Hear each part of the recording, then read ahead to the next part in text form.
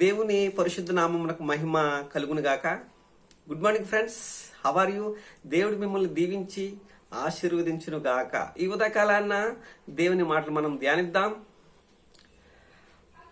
దేవుడు నీ దగ్గర నుంచి నా దగ్గర నుంచి ఆశించేది ఏంటి అంటే ఫలాలు.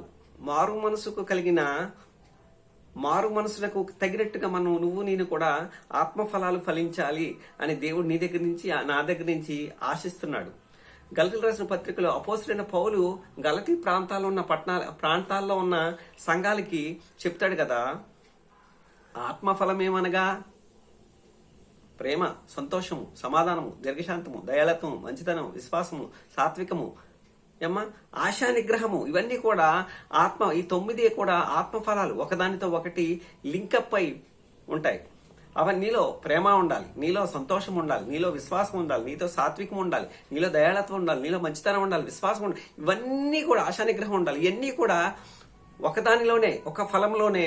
ఇప్పుడు నారింజ పండు ఉందనుకోండి, ఆ నారింజ పండులో 9 ఫలాలు ఉంటాయి. అవన్నీ కూడా ఒకదానితో ఒకటి కలుసుకొని చక్కగా ఐక్యంగా ఉంటాయి. నీలో కూడా దేవుడు నీ దగ్గర నుంచి ఆశించేది ఏంటంటే ప్రేమని, ఆత్మఫలాలు ఆయన ఆశిస్తున్నాడు. తద్వారా ఆయన ఆశించిన ఫలం నీలో ఉంటే అది మొదటగా నీకు ప్రయోజనకరం, నీ చుట్టూ ఉన్న వారికి ఆశీర్వాదకరం, దేవునికి సంతోషం. ఆ ఆత్మఫలములో ఒకటైన విశ్వాసం, ఆ విశ్వాసం గురించి ఈరోజు మనం మాట్లాడుకునే ప్రయత్నం చేద్దాం. హెబ్రీయులకు రాసిన పత్రిక 11:6 మనం చూసినట్లయితే, విశ్వాసం లేకుండా దేవునికి ఇష్టడై ఉండుట అసాధ్యము. దేవుని యొద్దకు వచ్చేవాడు ఆయన ఉన్నాడనియు తన్ను వెతుకువానికి ఫలము దయచేవాడనియు నమ్మవలనే కదా. దేవుని యొద్దకు వచ్చేవాడు ఆయన ఉన్నాడని మొదటగా మనం నమ్మాలి. దేవుడు ఉన్నాడని నమ్మాలి. ఈ లోకంలో చాలా మంది అనుకుంటారు, దేవుడు లేడు, దెయ్యము లేదు, ఏదీ లేదు అని నాస్తికత్వంలో ఉన్న వాళ్ళు ఉన్నారు. కొంతమంది మూర్ఖించి వారి ఇష్టానుసారంగా వారి మనసులో ఉన్నదే దేవుడు అనుకుని అతనే దేవుడని భావించే వాళ్ళు లేకపోలేదు. అయితే బైబిల్ ఏం చెప్తుంది అంటే, భూమిని ఆకాశాన్ని సృష్టించిన సృష్టికర్త ఒక ఆయన ఉన్నాడు, ఆయనే దేవుడు. ఆయన ఇహలోక సంబంధమైన 4 గోళ్ల మధ్య ఉండడు కానీ ఆయన పరసంబంధి, ఆయన పరమలోకంలో ఉన్నారు. మనం భూమి మీద ఉన్నాం. మనం ఒకరోజు ఈ భూమిని విడిచి అక్కడికి ఆయన దగ్గరికి వెళ్లాల్సిన సమయం ఒక సమయం ఉంది. అప్పుడు అందరూ కూడా ఆయన ముందు చేతులు కట్టుకొని నుంచోవాలి, న్యాయపీఠం ముందు. అయితే ఆ హెబ్రీయులకు రాసిన గ్రంథకర్త పౌలు గారు ఏం చెప్తున్నారంటే, విశ్వాసం అనేది నిరీక్షించు వాటి యొక్క నిజస్వరూపమును అదృశ్యమైనవి ఉన్నవనటకు రుజువునై ఉన్నవి. విశ్వాసం అనేది అదృశ్యమైంది, అది నువ్వు నమ్మాలి. నిరీక్షించే వాటి యొక్క నిజస్వరూపము, నిరీక్షింపబడి వాటి యొక్క నిజస్వరూపము. నిరీక్షణ ఎప్పుడు మనం ఉంచుతామంటే, ఎవరైనా మన ఇంటికి వస్తున్నారనుకోండి, వారి కోసం మనం నిరీక్షిస్తాం, విశ్వాసం ఉంచాం కాబట్టి వాళ్ళు వచ్చిన తర్వాత ఇంకా నిరీక్షణతో పని ఉండదు. అది విశ్వాసం అనేది నిరీక్షణతో సంబంధించింది. అది విశ్వాసం ఎప్పుడైతే నీకుందో నువ్వు నిరీక్షణ ఆటోమేటిక్గా, విశ్వాసం నిరీక్షింపబడే వాటి యొక్క నిజస్వరూపమును అదృశ్యమైన వాటివి ఉన్నవంటకు రుజువునై ఉన్నది. అందుకనే పెద్దలు సాక్ష్యము పొందిరి. దేవుని యొద్దకు నువ్వు వస్తున్నావంటే ఆయన నీకు ఫలాన్ని దయచేస్తాడు, నీకు మేలు చేస్తాడు.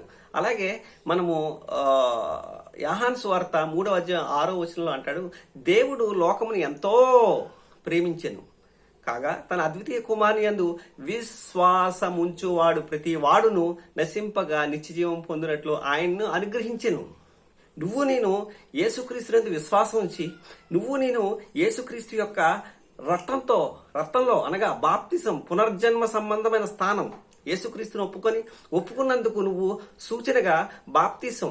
ఏమండి, నేను ఈ పని చేస్తాను అని చెప్పి ఒక కంపెనీలో మీరు చెప్పారనుకోండి, నేను ఉద్యోగం చేస్తానని కంపెనీలో చెప్తే వాళ్ళు ఏం చేస్తారంటే నీతో అగ్రిమెంట్ మీద సైన్ చేయించుకుంటారు. నువ్వు ఒప్పుకున్నందుకు ఒప్పుకోలు అగ్రిమెంట్, ఒప్పంద పత్రం. అలాగే నువ్వు యేసుక్రీస్తుని విశ్వసించిన నువ్వు నమ్మి బాప్తిసం పొందాలి అంటే మొదటగా నువ్వు నమ్మాలి. నమ్మిన దానికి క్రియారూపకంగా బాప్తిసం పొందాలి. అది నీకు పునర్జన్మ సంబంధమైన స్థానం. అంటే నువ్వు తిరిగి జన్మించుట, పాత రోత జీవితాన్ని కప్పెట్టి నువ్వు క్రీస్తులో పుట్టి పసిపిల్లవాని వలె పెద్ద విశ్వాసంలో ఎదుగుతూ పెద్దవాణి అవ్వాలని దేవుని యొక్క ఆకాంక్ష.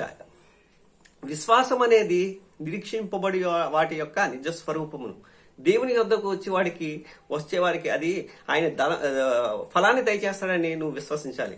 అంతేకాకుండా ఇంకేమంటున్నాడంటే, అద్వితీయ కుమారు యేసుక్రీస్తునందు విశ్వాసం ఉంచే నువ్వు నిత్య జీవితం పొందుకుంటావు. ఆ విశ్వాసం అనే ఆత్మీయ ఫలము నీలో ఉంటే నువ్వు నిత్య జీవితానికి, నిత్య రాజ్యానికి వారసుడు అయిపోతావు. అలాగే రోమిల్ రాసిన పత్రిక 10వ అధ్యాయం 17వ వచనంలో అంటాడు, వినుట వలన విశ్వాసము కలుగును అంటాడు.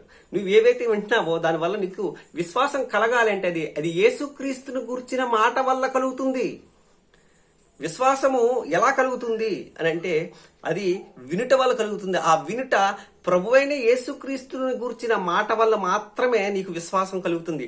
యేసుక్రీస్తు మాట నీకు ఎప్పుడైతే నువ్వు వింటావో, విశ్వసిస్తావో, నీకు నిత్య జీవం కలుగుతుంది. ఆ నిత్య జీవితం నిన్ను పరలోక రాజ్యానికి దేవుని సన్నిధికి తీసుకెళ్లిపోతుంది. కనుక ఈ ఉదయకాలన్నా దేవుని యందు విశ్వాసం ఉంచు, ఆయన నీకు ఫలము దయచేస్తాడు. దేవుని యందు విశ్వాసం ఉంచు, ఆయన నీకు నిత్య జీవితాన్ని అనుగ్రహిస్తాడు. దేవుని యందు విశ్వాసం ఉంచు, ఆయన నిన్ను సుఖ సంతోషాలతో వర్ధిల్లింపచేస్తాడు. ఉదయకాలన్నా ఆయన దాసునిగా, ఆయన పరిచారకునిగా, ఆయన పనివాడిగా చెప్తున్నాను, దేవుని యందు విశ్వాసం ఉంచు, నీకు ఫలం దయచేస్తాడు, నీకు విశ్రాంతిని దయచేస్తాడు, నీకు నెమ్మదిని దయచేస్తాడు, నీకు సంతోషాన్ని దయచేస్తాడు, నీకు సకల సమృద్ధిని దయచేస్తాడు. అంతేకాకుండా నిత్య జీవితాన్ని కూడా నీకు ఇస్తాడు. అలాగే నీకు నిత్యరాజ్య వారసత్వం నీకు లభిస్తుంది. కనుక ఆయన యందు విశ్వాసం ఉంచు, దేవుడు నిన్ను దీవించి ఆశీర్వదించును గాక. God bless you each and everyone. దేవుని పరిచర్యలో మీ Anand Kumar. God bless you each and everyone. Thank you.